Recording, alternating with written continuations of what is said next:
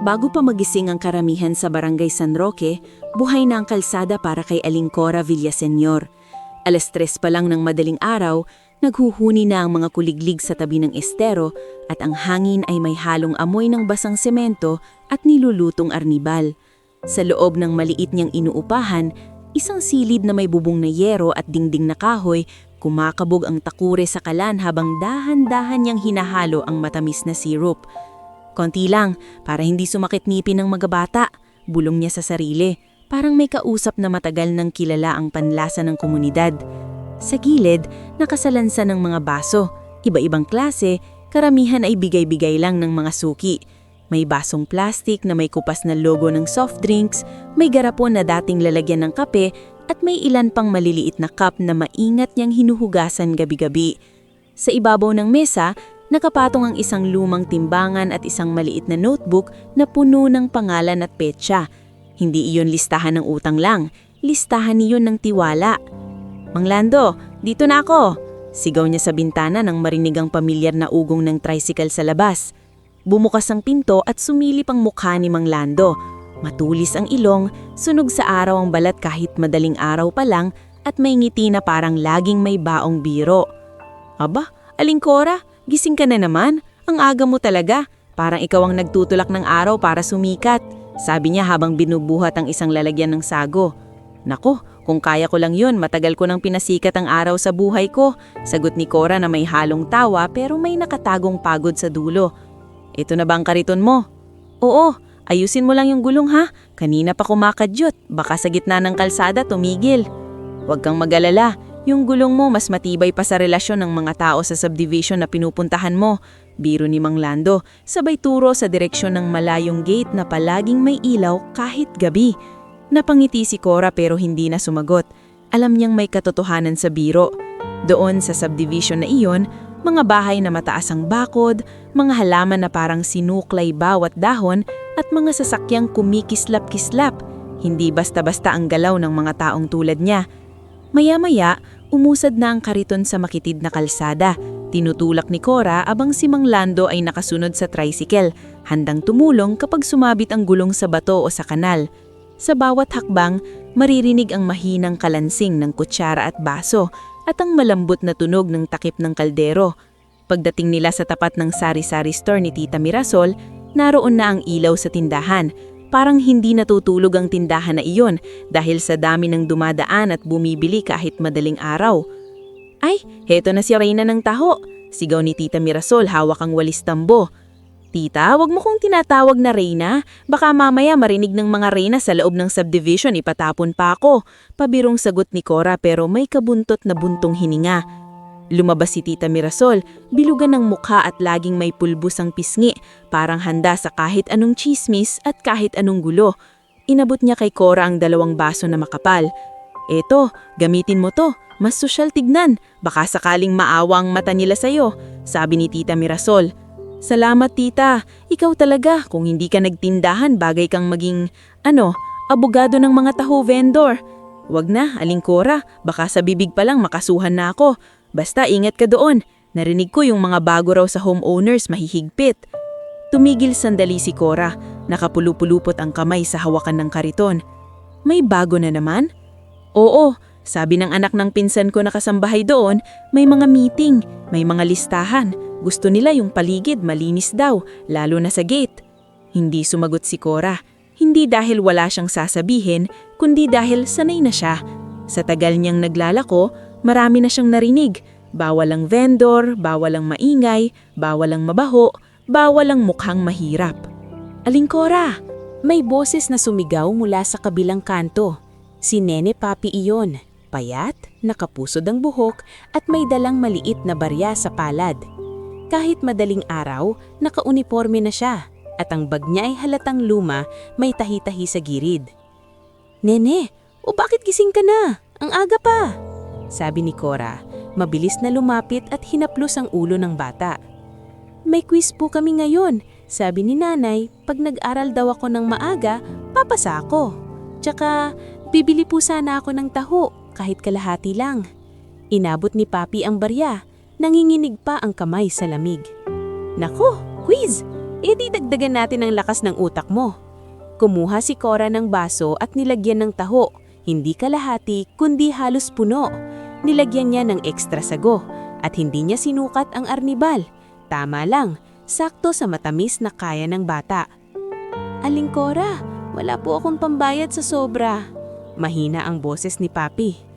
Bayad mo na yung ngiti mo at pag nakapasa ka, balitaan mo ko. Yan ang sukli ko.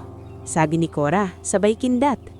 Tumakbo si Papi palayo, hawak ang baso na parang kayamanan.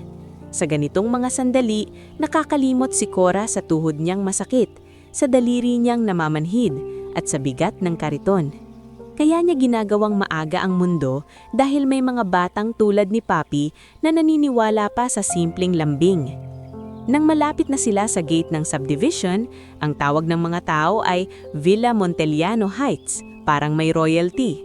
Sumalubong ang maliwanag na ilaw at ang lamig ng hangin na tila iba ang amoy. Dito, mas amoy ang pabango kaysa usok. Naroon si Kuya Sani, security guard, nakatayo sa ilalim ng guardhouse. May hawak siyang flashlight kahit maliwanag na, parang habit na lang.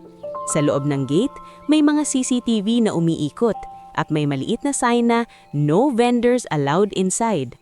Pero si Cora hindi naman pumapasok. Sa labas lang siya, sa may gilid kung saan may kaunting anino at pader na pwedeng sandalan ng mga kasambahay at ilang residente na palihim na bumibili. Kuya Sani! Bati ni Kuya Sani, pero hindi siya ngumiti kagaya dati. May kaba sa boses. Kuya Sani, kumusta? Heto, taho, mainit-init. Sagot ni Cora, handa nang kumuha ng baso. Wag muna, Aling, may ano kasi.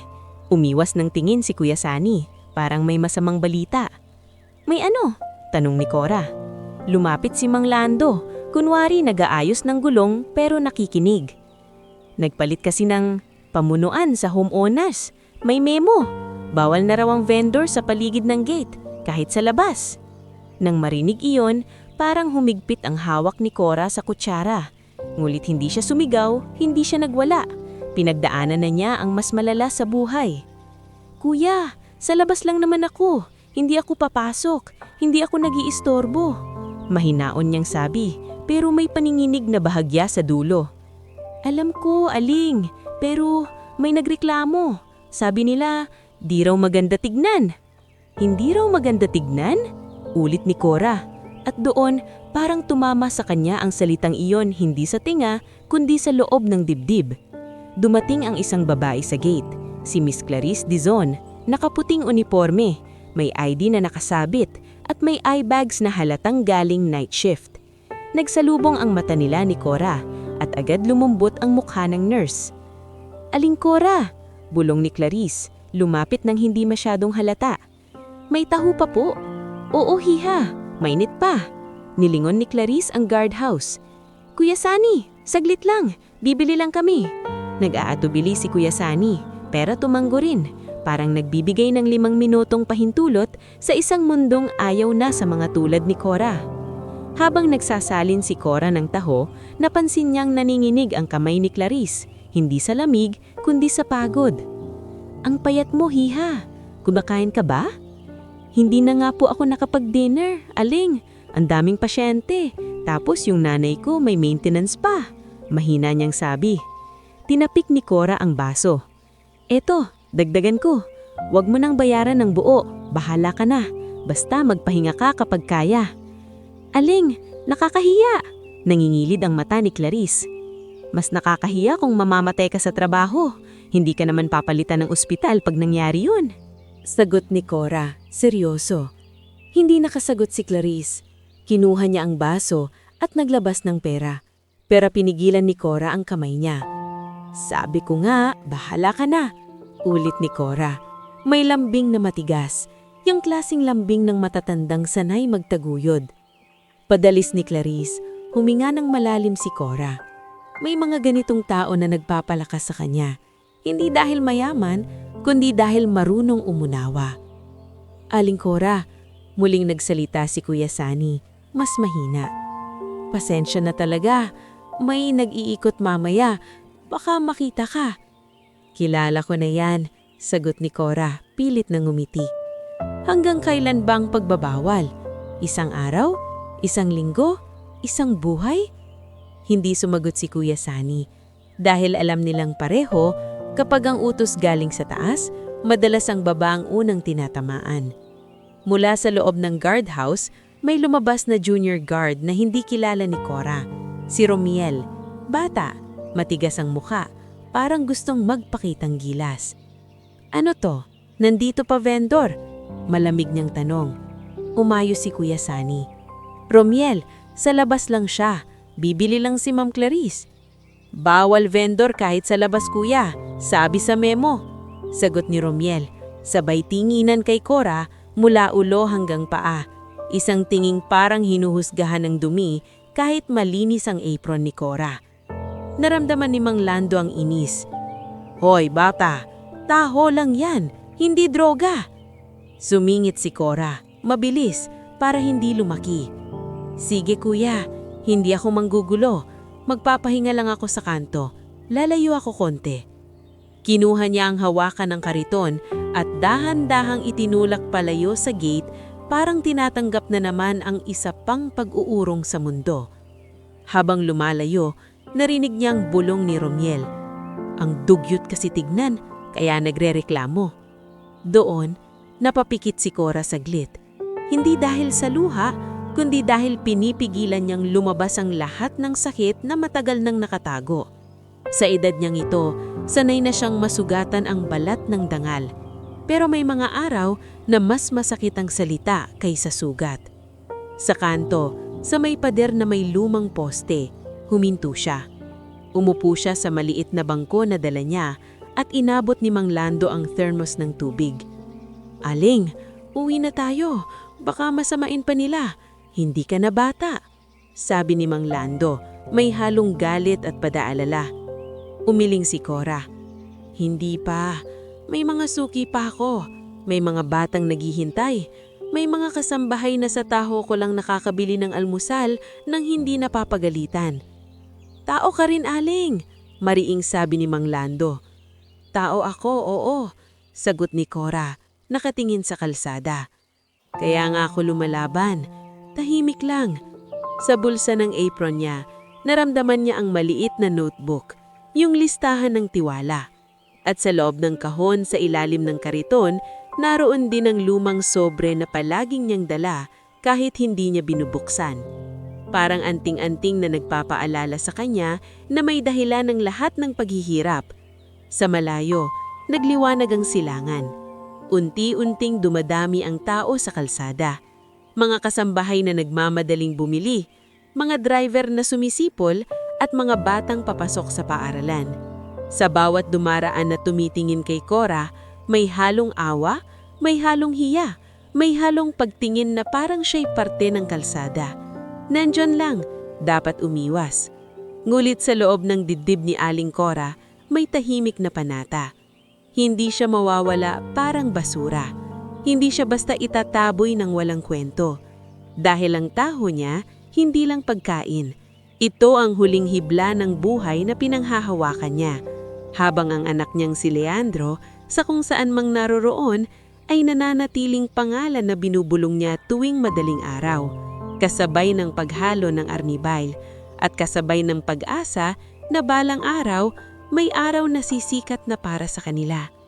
Kung sa unang mga linggo ay simpleng bawal na ang vendors lang ang naririnig ni Aling Cora Villaseñor, ngayong unti-unti nang tumitigas ang hangin sa may gate ng subdivision, parang bawat umaga ay may bagong patibong.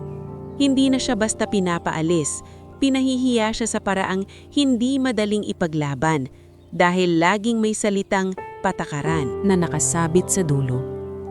Madaling araw, 4:00 pa lang, nagsisindi na siya ng maliit na ilaw sa gilid ng kariton para makita ng mga dumadaan ang baso at takip. Malinis ang mga gamit niya. Binababad niya sa mainit na tubig ang mga baso gabi-gabi sa inuupahan niyang maliit na kwarto malapit sa palengke.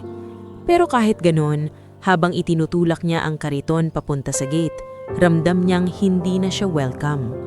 Pagdating niya roon, sinalubong siya ni Kuya Sunny, security guard, na lagi namang naka-uniform na parang laging may iniisip. May hawak siyang clipboard at mas seryoso kaysa dati. Aling Cora, sabi ni Kuya Sunny hindi makatingin ng diretsyo. May bago na namang memo. Kailangan ilagbook ka muna. Name, address, anong oras ka dumating, saka kung kanino ka nagbebenta. Napangiti si Aling Cora kahit nanlalambot ang tuhod niya. Kuya, taho lang to. Di naman ako pumapasok sa loob. Dito lang ako sa labas, sa gilid ng gate. Alam ko, Aling. Huminga ng malalim si Kuya Sunny. Pero inuutos ni Ma'am Isay, yung treasurer ng HOA. Sabi niya dapat may record daw, baka raw may reklamo. Reklamo? Ulit ni Aling Cora, sabay puna sa pawis. Sino ba naaabala ko? Ang bumibili sa akin sila rin ang lumalapit. Hindi sumagot si Kuya Sunny.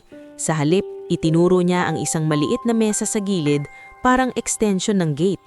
May ballpen, may logbook na bago, at may nakadikit na papel na may malaking sulat.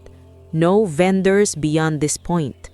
Habang nagsusulat si Aling Cora ng pangalan niya, dumating si Mang Lando, tricycle driver na madalas maghatid sa kanya ng mga supplies. Nakita niyang naninginig ang kamay ni Aling Cora. Ano to, Aling? Bulong ni Mang Lando. Parang checkpoint ah. Wala, Lando. Mahinang sagot ni Aling Cora, pilit na tinatawa. May memo na naman daw, baka raw may reklamo. Reklamo? Nailing si Mang Lando. Yung mga nakatira dyan nga, sila pa yung nagpapabili sa'yo. Si Ma'am Clarice nga, lagi kang hinahanap. Parang tinawag ang pangalan niya. Maya-maya ay dumaan si Miss Clarice Dizon sa may gate. Nakapang OPD scrubs, may tote bag, halatang galing sa night shift. Pagkakita niya kay Aling Cora, kumaway siya agad. Nay Cora! Masigla niyang bati, pero nang mapansin ang mesa at logbook, bumaba ang ngiti. Bakit parang pinapahirapan na naman kayo? Wala to, sagot ni Aling Cora, nagmamadaling tumayo. May listahan lang daw. Anong sayo, iha? Sago at arnibal? Oo, Nay. 2 baso. Si Clarice ay naglabas ng pera, tapos sumulyap kay Kuya Sunny. Kuya, kailangan ba talagang ganyan? Dito lang naman siya. Tumikhim si Kuya Sunny. Miss, utos po yan, kung pwede lang. Gets ko, putol ni Clarice, pero halatang pigil ang inis. Pero hindi yan makatao.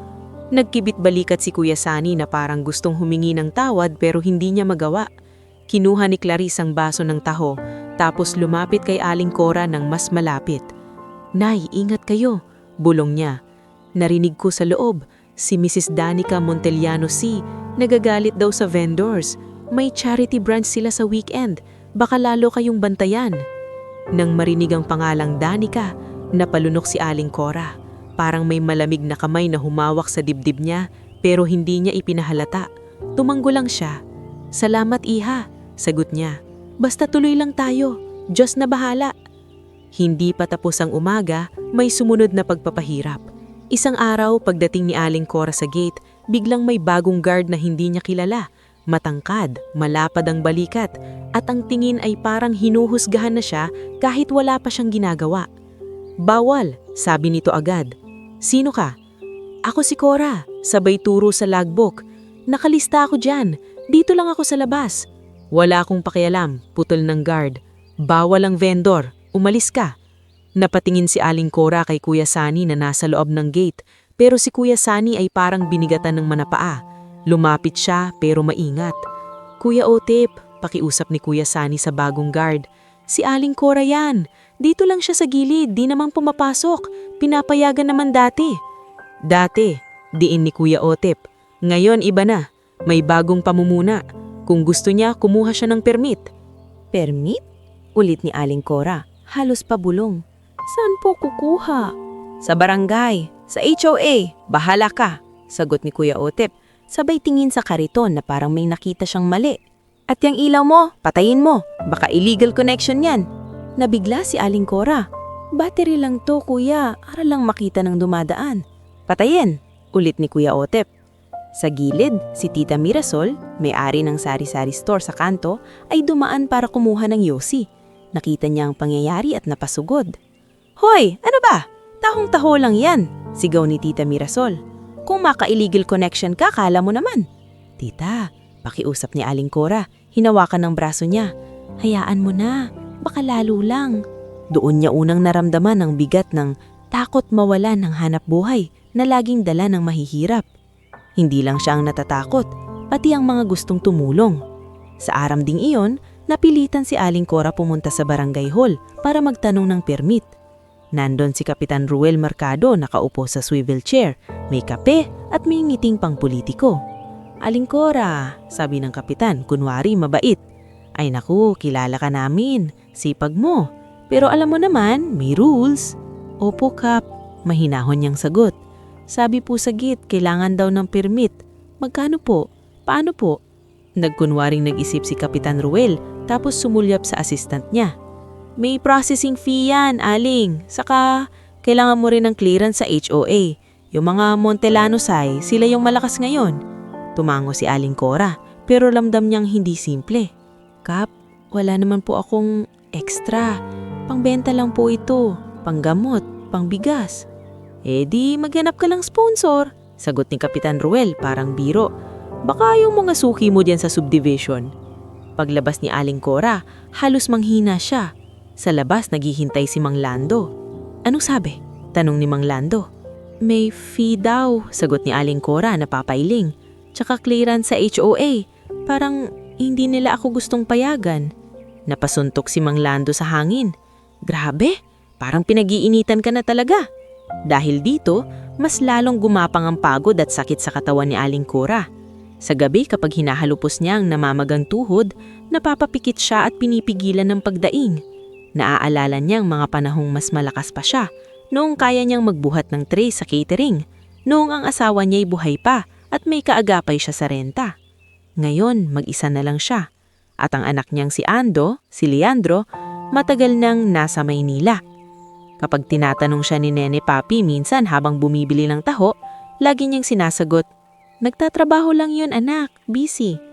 Pero sa totoo, hindi lang busy ang dahilan.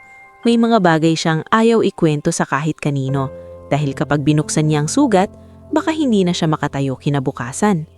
Isang linggo, matapos ang misa, pumayag si Father Gael Navarro na magbenta siya sa tapat ng simbahan. Sa ilalim ng puno, may mga tao ring bumibili, mga nanay, mga batang naka-uniform, mga tatay na galing sabong. Hindi kasing laki ng kita sa subdivision, pero may pakiramdam siyang ligtas. "Nay Cora?" tawag ni Father Gael matapos ang misa. "Dito ka muna, wag mo munang ipilit sa gate kung pinapahirapan ka." "Father," sagot ni Aling Cora halos mahiyain. "Salamat po, pero doon po kasi ang may pambili. Dito, barya-barya nang." Lunapit si Clarice na kasabay niyang nagmisa. "Nay, kung gusto nyo, may mga kakilala ko sa health center, baka matulungan kayo sa gamot." Umiling si Aling Cora. "Ayokong maging pabigat iha." "Hindi kayo pabigat," mariing sagot ni Clarice. "May karapatan kayong maghanap buhay ng marangal." Habang nagsasalita sila, may dumaan na sasakyan na mamahalin. Sa loob, napansin ni Aling Cora ang isang babaeng nakasalamin. Mukhang pamilyar pero hindi niya matandaan kung saan. Saglit lang yon pero parang may dumaan ng hangin ng nakaraan. Kinagabihan, sa maliit niyang kwarto, binuksan ni Aling Cora ang kahon ng plastic cups at takip. Naghahanap siya ng resibo dahil kailangan niya ring bilangin ng puhunan. Doon niya nakita ang lumang sobre na matagal nang nakatago sa ilalim ng lumang tela. Pinagmasdan niya ang sulat kamay sa harap. "Para kay Cora, huwag mong itapon." Sa loob, may mga resibo ng ospital. May lumang papel na may tatak at isang sulat na may pirma. LV. Napatigil siya. Napaupo sa sahig. Parang bumigat ang dibdib niya at sumakit ang lalamunan. "Anak," bulong niya sa hangin. Hindi niya alam kung ang tinatawag niya ay ang anak niyang malayo o ang batang siya noon na kailangang maging matapang. "Hanggang ngayon, dala ko pa rin." Sa labas, may nagtitinda ng fishball na dumaan, may ingay ng motorsiklo at may tumatawang mga kabataan. Pero sa loob ng maliit na kwarto ni Aling Cora, tahimik ang mundo. At ang tahimik na digmaan sa gate ay tila mas lalala pa. Habang ang lumang sobre sa kamay niya ay parang paalala na ang mga nangyari noon ay hindi pa pala tuluyang tapos. Kinagabihan, habang mahigpit na hawak ni Aling Cora Villaseñor ang lumang sobre na may sulat kamay na, "Para kay Cora, huwag mong itapon." parang may sariling tibukang papel sa palad niya. Sa loob nito, naroon ang mga resibo ng ospital, mga tatak na matagal ng kupas, at ang pirma na hindi niya makalimutan, LV. Isang pirma na naging dahilan kung bakit sa tuwing naririnig niya ang apelidong Sai o Montellano, bigla siyang nauubusan ng hangin. Anak, bulong niya sa dilim. Hindi niya alam kung si Leandro ba ang tinatawag niya o ang alaala ng sarili niyang kinailangang tumatag para mabuhay. Sa labas, tuloy ang ingay ng mundo, mga motor, tawanan, patak ng ulan sa yero, pero sa loob ng maliit na kwarto, parang may paparating na bagyo at hindi ito tungkol sa panahon. Lumipas ang ilang linggo. Dumami ang memo, dumami ang bantay, dumami ang mata. Kung dati, kaya pa niyang ipwesto ang kariton sa may pader na malapit sa gate ng Villa Montellano Heights, ngayon ay kailangan pa niyang lumayo, sa kanto, sa tapat ng lumang poste, kung saan mas kaunti ang dumadaan. At kahit ganon, hindi pa rin siya tinantanan. Isang madaling araw habang nagbubuhos siya ng taho sa baso para kay Nene Papi, nakita niyang may nakatayo sa guardhouse na hindi niya kilala, nakabarong, may hawak na folder at may suot na ID na nakasabit. Sa tabi, si Ma'am Isay Laperal, HOA Treasurer, na laging nakaayos ang buhok at parang laging may nasusulat sa isip. Aling Cora, tawag ni Ma'am Isay, malamig ang boses na parang aircon ng clubhouse. Ikaw ba yan? Tumayo si Cora, mabilis na pinunasan ng kamay sa apron. Opo, ma'am. May record ka na sa barangay? Tanong ni Ma'am Isay. Sinubukan ko po. Sabi po may fee at kailangan ng clearance. Exactly. Tumanggo si Ma'am Isay, parang teacher na nagpapatunay ng mali. So, wala kang clearance.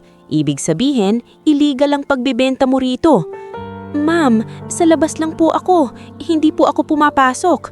Hindi issue kung saan ka nakatayo. Sumingit ang lalaking nakabarong. Issue yung image ng subdivision. May event kami soon. Ayaw naming may vendor sa paligid. Narinig iyon ni Mang Lando, nakakadating lang dala ang sago. Lumapit siya, nanginginig sa inis, pero pinipigilan. Ma'am, tao po yan. Matanda na. Tahon-taho lang. Hindi naman siya nagkakalat. Sabi ni Mang Lando. Lumingon si Ma'am Isay na parang sinukat si Mang Lando mula ulo hanggang paa. At ikaw? Sino ka? Tricycle driver po. Tumutulong lang. Then mind your own business. Putol ni Ma'am Isay. Hindi na nakipagtalo si Cora. Pinagtapusan niya ang taho ni Papi, sabay bulong sa bata. Umuwi ka na anak, baka mahuli ka sa klase. Umalis si Papi na hawak ang baso, pero ang mga mata niya'y puno ng takot at pagkataka.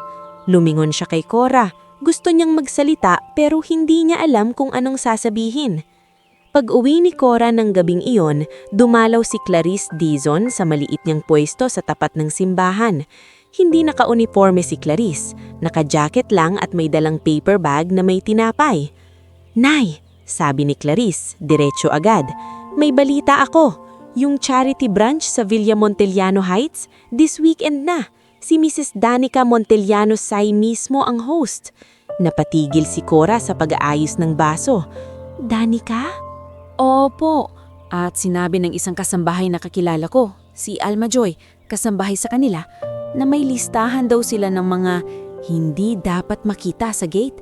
Vendors, mga tambay, kahit ng mga batang naglalaro. Parang sumikip ang dibdib ni Cora. Bakit ako, hiha? Tahimik lang naman ako. Dahil gusto nilang magmukhang perpekto, sagot ni Clarice, gigil na gigil. At madaling target ang katulad ninyo. Sa tabi, dumaan si Father Gael Navarro, sakto ring pauwi mula sa meeting sa parish. Nang marinig ang usapan, tumigil siya. Aling Cora, mahinahon na sabi ni Father Gael, kung may event sila, huwag ka munang pumunta roon. Dito ka na lang sa simbahan, mas ligtas. Bumaba ang tingin ni Cora. Father, dito po, barya-barya lang. Sa gate po ako kumikita. Yung gamot ko, yung renta, yung bigas. Lumapit si Father Gael at hinawakan ang balikat niya. May mga pagkakataon na ang pag-iwas ay hindi kahinaan. Minsan, proteksyon. Ngunit si Cora, Sanay sa mga gabing kulang ang kita at sa mga umagang kailangan pa ring ngumiti. Alam niyang kung hindi siya pupunta, walang mangyayari sa buhay niya at baka mas lalo siyang malubog sa utang sa butika ni Mang Benji. Kahit isang araw lang, Father, pakiusap ni Cora. Subukan ko lang. Pag nakita kong delikado, aalis ako. Hindi na nakasagot si Father Gael. Si Clarice ay napakagatlabi. Halatang gustong pigilan si Cora, pero alam din niyang hindi niya kayang bayaran ang realidad ng matanda. Dumating ang araw ng charity brunch. Hindi ito simpleng almusal. Mula pa sa umaga, may mga tarpaulin sa loob ng subdivision, may tent sa clubhouse, may sound system na mahina pero sosyal pakinggan, at may mga sasakyang sunod-sunod na dumaraan. Sa labas ng gate, may mga guards na naka-standby at may 2 barangay tanod na nakapwesto, parang may inaabangang mahuhuli. Maaga pa lang, tinulak na ni Cora ang kariton niya papunta sa kanto, hindi sa mismong gate, kundi sa mas malayo, para hindi masabing nanggugulo. Malinis ang apron niya, may takip ang mga baso, at ang ilaw niya ay hindi niya binuksan. Ayaw niyang bigyan sila ng dahilan. Aling, wag na tayo, pakiusap ni Mang Lando habang nag-aayos ng gulong. Iba yung vibe ngayon, parang may setup. Lando, sagot ni Cora, pilit na matatag. Isang araw lang, kailangan ko lang ng kita. Pag wala, paano gamot ko? Sa gilid, may ilang kasambahay na palihim na lumapit, halatang nagmamadali bago sila makita. Isa sa kanila si Alma Joy, payat, may eye bags at halatang kabado. Nay Cora, bulong ni Alma Joy, mabilis. Pasensya na, pero umalis na po kayo. May sinasabi sila sa loob, may mag-iikot daw, may pinapahanap sila. Pinapahanap? Tanong ni Cora, kumakabog ang dibdib. Tumanggo si Alma Joy. Sabi ni Ma'am Danica, ayaw daw niyang makita kayo rito, lalo na kayo, Nay. Ewan ko po bakit, pero parang... Hindi na natapos ni Alma Joy ang sasabihin. May tumawag sa kanya sa loob. Joy, dali! Napaatras si Alma Joy at mabilis na tumakbo pabalik. Iniwan si Cora na may kakaibang lamig sa sikmura. Hindi pa lumilipas ang 1 oras, may dumating na grupo mula sa gate. Nasa unahan si Ma'am Isay, kasama ang 2 guards, si Kuya Otep at yung batang guard na si Romiel. At sa likod, 2 barangay tanod na pamilyarang muka, si Tanod Gimo at si Tanod Bards. At sa gitna nilang lahat, nakasuot ng eleganteng dress at malaking salamin, dumating si Mrs. Danica Montellano C. Mahaba ang buhok, makintab ang alahas, at ang ngiti ay hindi umaabot sa mata. Sa tabi niya, nakapolo barong si Attorney Percival C. At sa likod, si Bianca C. Naka-white na blouse, hawak ang phone na parang handang mag-video. Iyan ba yun? Tanong ni Danica, nakatingin sa Cora na parang bagay na nasa maling shelf. Opo, ma'am. Sagot ni Ma'am Isay. Nandito pa rin. Lumapit si Danica. Dahan-dahan, parang sinasadya niyang ipakita sa lahat na siya ang may kontrol. May ilang residente sa loob ng gate na sumisilip. May ilang kasambahay na nakatayo sa malayo. At sa labas, may mga dumadaan na napapatingin. Aling, sabi ni Danica. Kunwari, kalmado. Ilang beses na naming sinabi, bawal ka rito. Nasa labas po ako, ma'am. Mahinahon na sagot ni Cora. Nakayuko pero matatag. Hindi po ako pumapasok. Nagtatrabaho lang po ako. Trabaho? Sumingit si Bianca, may pilit na tawa. Bakit parang kung ano-ano yan? Napatingin si Cora, bakas ang sakit. Hindi po ako namamalimos, nagdebenta po ako. Ano yan? Biglang tanong ni Ate Percy, sabay turo sa maliit na ilaw sa gilid ng kariton kahit patay. Baka nakakabit yan kung saan, sigurado ka? Battery lang po yan, sagot ni Cora, nanginginig ang boses, para lang po sa... Tanod, sabi ni Danica, biglang tumigas ang tono. Pakicheck, baka may hindi tama. Lumapit si Tanod Gimo at sinilip ang kariton, parang may hinahanap. Si Cora ay napaatras ng kaunti, pilit kinakalma ang sarili. Ma'am, wala pong... Simula ni Cora. Sumingit si Bianca at tinapik ang gilid ng kariton, sapat para umaga ang takip ng kaldero. Kumalansing ang metal at gumalaw ang ilang baso. Hay, ang kalat, sabi ni Bianca, sabay takip ng ilong na parang naiirita kahit wala namang amoy. Sa gilid nakarinig si Clarice, kakagaling lang niya sa labas para sana bumili dahil alam niyang kailangan ni Cora ng kaunting kita. Nang makita niya ang kumpul ng tao, mabilis siyang lumapit. "Mrs. Danica," sabi ni Clarice, pigil ang galit. "Bakit po kayo ganyan? Matanda po yan." Lumingon si Danica at ngumiti ng malamig. "At ikaw naman, nurse, alam mo ba kung ano-ano ang pwedeng maikalat sa paligid? May event kami, mga bisita. Ayaw naming may nakakaabala." Tumigil sandali ang hininga ni Cora sa salitang nakakaabala. "Ma'am, malinis po yan," pilit ni Clarice. "Ako po mismong bumibili, wala pong problema. Ako ang may-ari ng lugar at ayokong nandito to." Sa likod sumingit si Mang Lando, hindi na nakapagpigil. "Ma'am, nasa labas nga siya, hindi siya pumapasok." Bago pa matapos ang sinabi ni Mang Lando, umusad si Kuya Utep at hinarangan siya. "Tama na, umatras ka. Huwag niyo siyang pag-initan," sigaw ni Mang Lando. Parang naging hudyat iyon para kumilos ang mga tanod. Lumapit sila sa kariton at si Romiel ay humarap kay Cora. "Umalis ka na, nanay." Malamig na utos ni Romiel. "Kuya, sandali lang. Kukunin ko lang po yung mga gamit ko."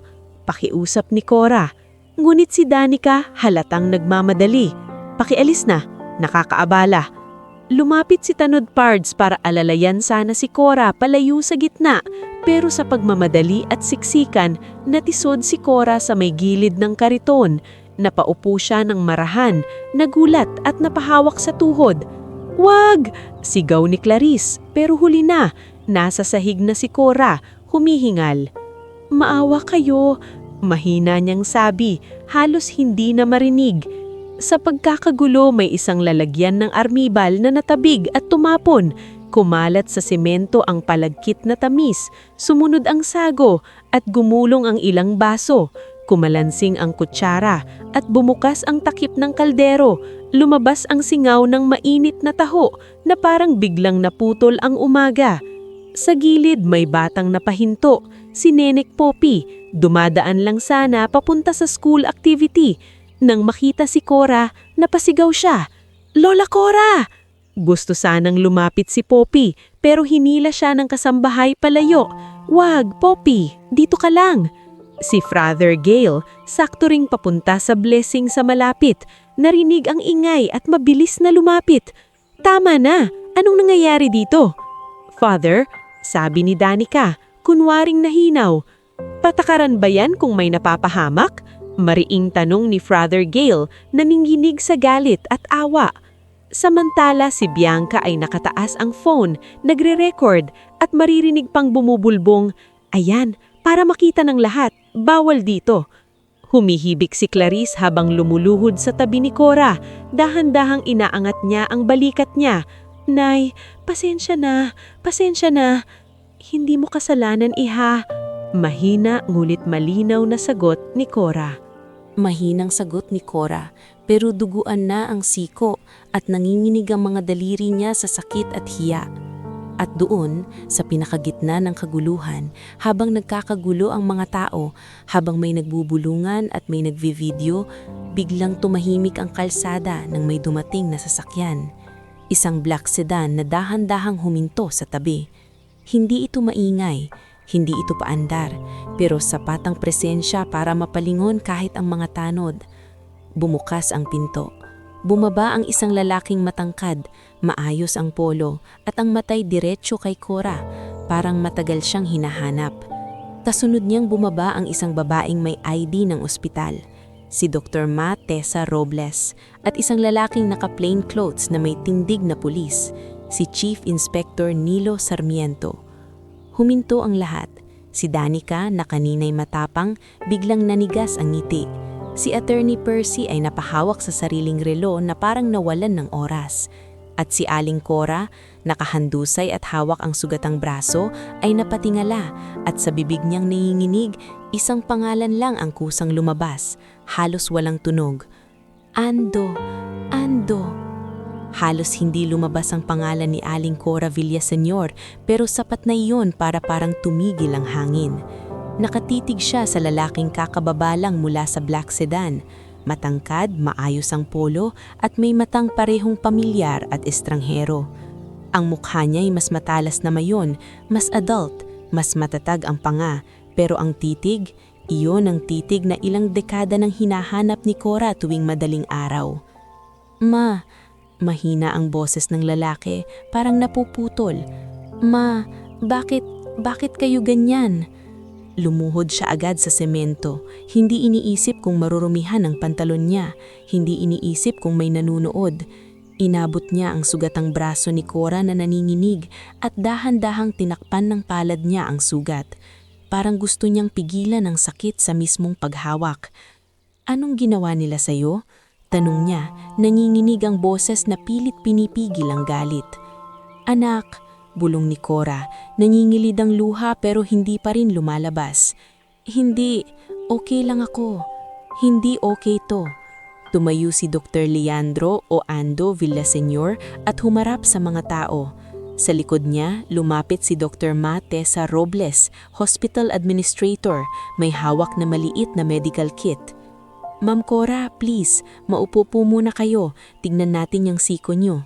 Si Clarice Dizon, nanginginig pa ira sa iyak at galit, agad tumabi. Dok, sorry, sinubukan ko po. Wala kang kasalanan, mabilis na putol ni Ando, pero hindi niya inalis ang tingin sa kabilang grupo. Kita ko naman. Samantala, si Chief Inspector Nilo Sarmiento ay lumapit, nakataas ang kilay, parang sanay sa eksenang ganito. Hindi siya sumigaw, hindi siya nagbanta. Ang presensya niya ang mismong babala. Good morning, malamig na bati ni Inspector Nilo, tumingin kay Danica Montellano C., kay Attorney Percy C. at kay Bianca C. May reklamo tayong natanggap tungkol sa pananakit sa isang senior citizen at mukhang may mga saksi. Napakurpak si Danica, pilit ibinalik ang posture na sosyal. Inspector, this is private property. Nagpapatupad lang kami ng rules. Private property? Ulit ni Inspector Nilo, sabay tingin sa semento at sa kalat na sago at arnibal. Nasa labas siya ng gate, public road to, at kahit saan pa siya, hindi kasama sa rules ang kaladkarin ng matanda. Sumingit si Ma'am Isay Laperal, nanginginig ang boses pero tilit matapang. Sir, hindi naman namin sinaktan, nadulas lang siya.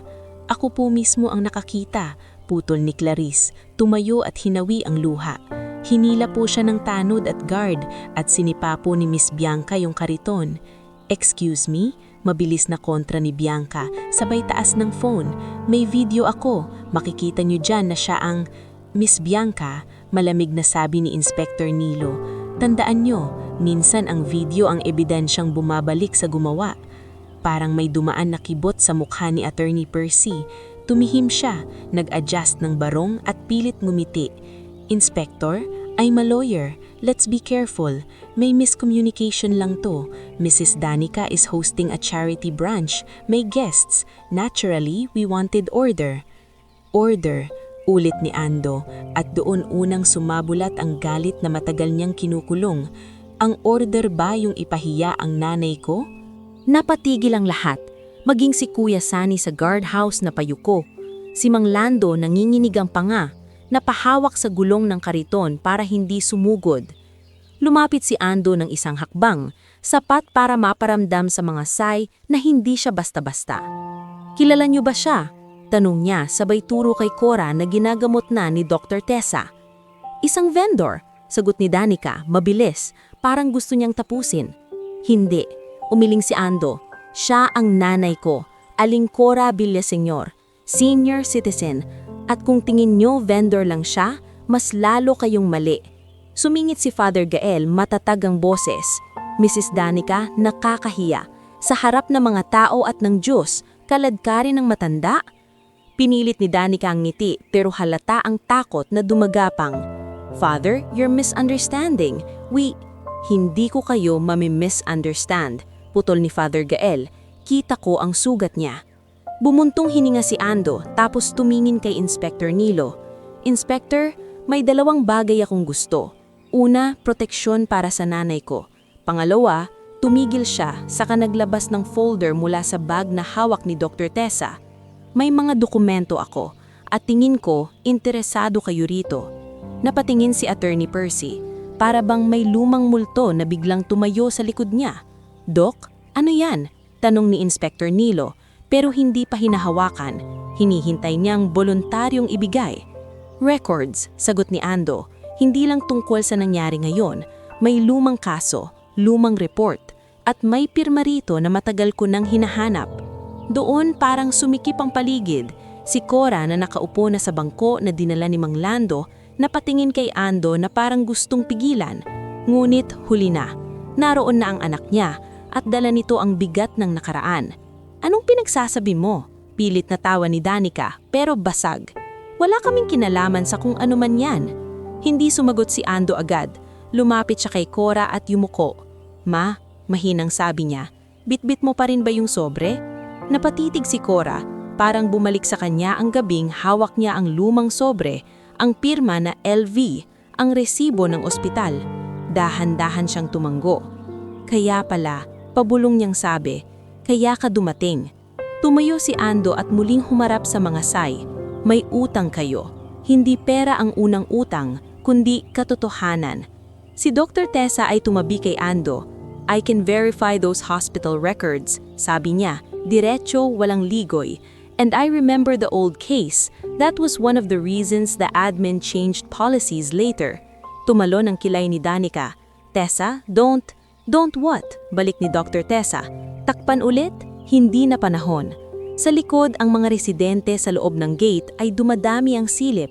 Si Sir Toby Yu, residenteng negosyante na laging tahimik, napalapit sa gate. Si Miss Clarice nakatayo sa harap, parang bantay ni Cora. Pati si Tita Mirasol dumating na rin, hawak ang walis, hindi malaman kung uupakan ng hagin o iiyak. "Anong nangyayari?" bulong ni Sir Toby. "Nanay ni Doc Ando yan," sagot ng isang kasambahay. "Sila yung pinahiya."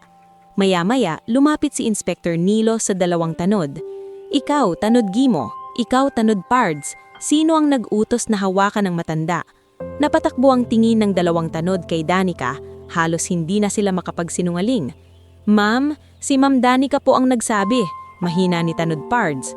Namutla si Danica. I said remove the vendor. I didn't say drag her." Pero yan ang nangyari. Malamig na sabi ni Inspector Nilo, sabay sulat sa maliit na notepad. "At may saksi, may sugat, may video.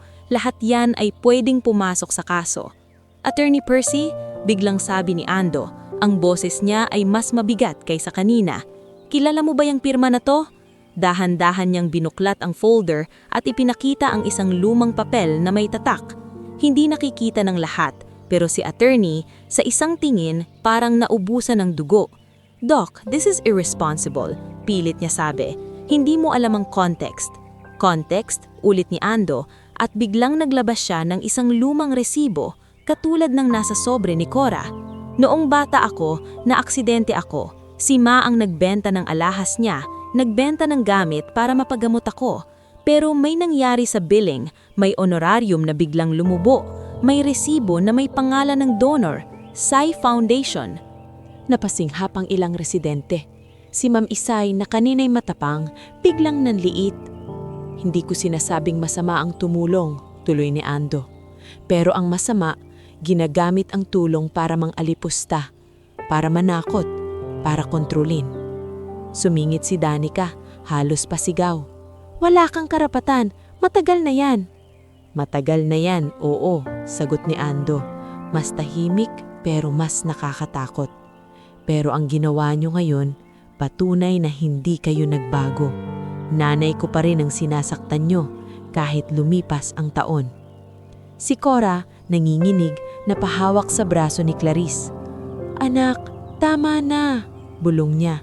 Takot na lumaki ang gulo. Tumingin si Ando sa kanya, lumambot ang mukha niya saglit. "Ma, matagal mo kong pinrotektahan. Ngayon, ako naman." Lumingon siya sa mga say at sa unang pagkakataon, naramdaman nilang hindi sila ang may hawak ng eksena. Hindi pera, hindi pangalan, hindi guards, kundi katotohanan at batas. "Inspector," sabi ni Ando, "gusto kong magsampa ng reklamo, physical injury, elder abuse, at kung pwede, i-review nyo rin yung lumang report na to. May pirma at may dahilan kung bakit natabunan noon. Lumapit si Inspector Nilo, kinuha ang folder. We'll process this. At ngayon, immediate, tumingin siya sa Danica at Ate Percy. Hihingi kayo ng tawad. Dito, ngayon. Natawa si Bianca, pilit na matapang. Are you serious? Very, sagot ni Inspector Nilo, walang emosyon. Namilog ang mata ni Bianca pero nang tingnan niya ang mga taong nakasilip, mga residente, mga kasambahay, si Father Gael Navarro, si Clarice na hawak-hawak ang panyo na parang gusto niyang pigilan ang sarili na maiyak ulit. Si Danica, namumula ang muka, nanginginig ang kamay, dahan-dahan siyang lumapit kay Cora na nakaupo, sugatan, pero tuwid pa rin ang likod kahit pagod. Aling, Cora, pilit na sabi ni Danica, parang nilulunok ang pride. Pasensya na kung nasaktan ka. Hindi pa tapos, sumingit si Ando, mahina pero matalim. Hindi yan tunay. Sabihin mo kung ano ang ginawa mo. Napapikit si Danica at doon parang bumigay ang tuhod niya sa bigat ng kahihiyan at takot. Sa harap ng mga tao, sa harap ng pulis, sa harap ng pari, at higit sa lahat sa harap ng anak na matagal nang hinanap ni Cora, napaluhod si Danica. At nang lumuhod siya, parang domino ang sumunod. Si Attorney Percy, na alam niyang mas malalim ang pwedeng hukayin, dahan-dahang lumuhod din. Si Bianca, nanginginig, napilitan. Pati si Ma'am Isay na kanina'y akala mo hindi marunong yumuko kahit kanino, napaluhod sa gilid. Patawad, mahina ni Danica, nanginginig ang labi. Pinahiya kita, sinaktan kita, mali ako. Ang mga tao, tahimik. Ang hangin, mabigat. At si Aling Cora, kahit nanginginig, hindi siya tumawa, hindi siya nagdiwang. Ang tanging ginawa niya ay tumingin kay Ando, parang nagtatanong kung totoo ba to o panaginip lang. Yumuko si Ando at hinawakan ang kamay niya. Totoo to ma, bulong niya, at hindi na nila mauulit. Totoo to ma, bulong ni Dr. Leandro Ando Villaseñor habang hawak ang kamay ng nanay niya at hindi na nila mauulit. Sa harap nila, nakaluhod pa rin si Danica Montellano, si Attorney Percival Say, si Bianca Say, pati na si Ma'am Isay Laperal na kanina'y akala mo hindi marunong yumuko kahit kanino. Tahimik ang mga tao, mga residente sa loob ng gate na nakasilip, mga kasambahay na nakatayo sa gilid, si Father Gael Navarro na nakapamewang pero nanginginig ang panga, at si Clarice Dizon na hawak-hawak ang panyo na parang gusto niyang pigilan ng sarili na maiyak ulit. Si Inspector Nilo Sarmiento ang unang bumasag ng katahimikan. Kuya Sani, tawag niya sa guardhouse, pakisara muna ang gate at pakinot. Walang lalabas hanggat hindi natin nasisigurado ang safety ni Ma'am Cora. Nataranta si Kuya Sani pero sumunod. Opo sir. Sa tabi, sina Tanod Gimo at Tanod Pards ay parang nawalan ng lakas. Ang dalawang iyon na kanina'y umawak at humila, ngayon ay nakatungo at hindi makatingin kay Cora. Inspector, sabi ni Cora, pilit bumabangon kahit masakit ang tuhod. Ayoko na po ng gulo. Gusto ko na lang umuwi. Ma, agad sabi ni Ando, hinawakan ng balikat niya. Uuwi tayo, pero hindi sa lumang kwarto mo. Hindi na. Tinapik ni Dr. Tessa Robles ang kamay ni Cora. Ma'am, kailangan po nating linisin yung sugat. Mas okay sa clinic o ER. May tetanus risk. Napailing si Cora. Ay, hindi na. Mahal. Libe, putol ni Ando. Matatag pero malambot ang mata. At huwag mo nang isipin yan. Sa gilid, sumingit si Clarice. Naninginig ang boses. Doc, can I help? I can ride with her para mabantayan yung BP niya. Tumanggo si Ando. Please, salamat. Habang binubuhat ni Mang Lando ang natirang gamit ni Cora, mga baso, takip, at yung natapong kaldero na may konting taho pang natira, nilapitan siya ni Father Gael. Anak, sabi ni Father Gael kay Ando, kung sino ka man sa trabaho mo, salamat sa pagbalik. Pero tandaan mo, huwag mong gawing paghihigante ang lahat, gawing pag-aayos. Tumanggo si Ando, huminga ng malalim. Father, hindi ko sila sisirain dahil ang galit ako. Gusto ko lang tumigil sila. At gusto ko ring maitayo yung hindi na kayang ibigay ng nanay ko mag-isa. Nang maisakay si Cora sa sedan, sumunod si Clarice sa likod, habang si Dr. Tessa ay nagturo ng pinakamanapit na klinik. Si Inspector Nilo naman ay naiwan sa gate, kinausap ang mga tanod at guards at maingat na tinanggap ang folder ng mga dokumento. Ate Percy, malamig na sabi ni Inspector Nilo, "You'll receive a notice, at kung may balak kayong aregluhin, huwag niyong subukan sa akin. Malinaw ang proseso." Napalunok si Percy. "Inspector, we can discuss." "Sa station," putol ni Inspector Nilo. "Not here." Pagdating sa klinik, agad nilinis ang sugat ni Cora. Habang tinatapalan ng gauze ang siku niya, nakatitig siya sa kisame na parang hindi pa rin naniniwala. Nasa tabi niya si Ando, hawak ang isang papel, ngunit ang mata niya ay kay Cora pa rin. "Ma," mahinang sabi ni Ando, "bakit hindi mo sinabi sa akin?" Dumilim ang tingin ni Cora. "Anong sasabihin ko, anak? Na pinapahiya ako? Na pinapaalis ako? Kung sinabi ko sa iyo baka hindi ka nakapagtrabaho, baka nag-alala ka, baka..." "Ma, anak mo ko," sagot ni Ando. "Hindi ko kailangan ng perpektong balita. Kailangan ko lang ng totoo." Napailing si Cora, napapikit. "Akala ko kaya ko pa. Akala ko matatapos to nang hindi na bumabalik yung dati." Si Clarice nakaupo sa dulo, tahimik na nakikinig. "Nay Cora," mahina niyang sabi, "marami po talagang tao na gumagamit ng patakaran para mang-api, pero hindi po ibig sabihin wala tayong laban." Tumingin si Cora kay Clarice at doon bumigay ang luha. Hindi iyak na malakas, kundi luha na matagal nang nakatago sa likod ng ngiti tuwing madaling araw. Pagkatapos ng treatment, hindi na sila bumalik sa lumang inuupahan ni Cora. Dinala siya ni Ando sa isang maliit ngulit maaliwalas na bahay na malapit sa simbahan, malapit kay Father Gael at malapit din sa health center. May maliit na sala, may bintana na may kortina, at may kusina na hindi tagpi-tagpi ang dingding. "Dito ka muna," sabi ni Ando habang binubuksan ang ilaw. Hindi ito mansyon, pero safe. May hangin, may araw. Napahawakan si Cora sa gilid ng mesa, parang sinusubok kung totoo. "Anak, magkano to? Baka..." "Ma," ngumiti si Ando. "Ang tagal kong inipon yan. Para sa'yo, hindi para sa kung sino." Kinabukasan, dumalaw si Tita Mirasol dalang tinapay at kape. Sumunod si Mang Lando, may bitbit na maliit na electric fan at bagong gulong para sa kariton. Dumating din si Nene Papi, may dalang papel na may grade. "Lola Cora!" sigaw ni Papi, tumakbo at yakapin ng matanda. "Nakakuha po ako ng 92. Napatawa si Cora kahit may sugat. "Ayan, sabi ko sa'yo, taho ang pampatalino." Sa likod ni Papi, naandon si Father Gael, ngumiti at nag-cross. "Salamat sa Diyos." Sa hapon na yon, nag-usap sila ni Ando tungkol sa susunod. Hindi tungkol sa paghihiganti, kundi tungkol sa direksyon. "Ma," inilapag ni Ando ang laptop sa mesa. "Hindi ko gusto na magtinda ka pa rin sa kalsada araw-araw, pero alam ko rin, yan ang buhay mo, yan ang dignidad mo." Tumanggo si Cora. "Ayoko rin ng palamunin, anak, pero gusto ko rin naman ng pahinga. Kaya may proposal ako." Sabi ni Ando. "Seryoso? Gagawa tayo ng maliit na co-op. Coras, Taho, and Kakanin Co-op. Hindi lang ikaw, isasama natin sina Ma'am Lando, Tita Mirasol, si Clarice kung may time, pati yung mga kasambahay na gustong magtrabaho ng maayos."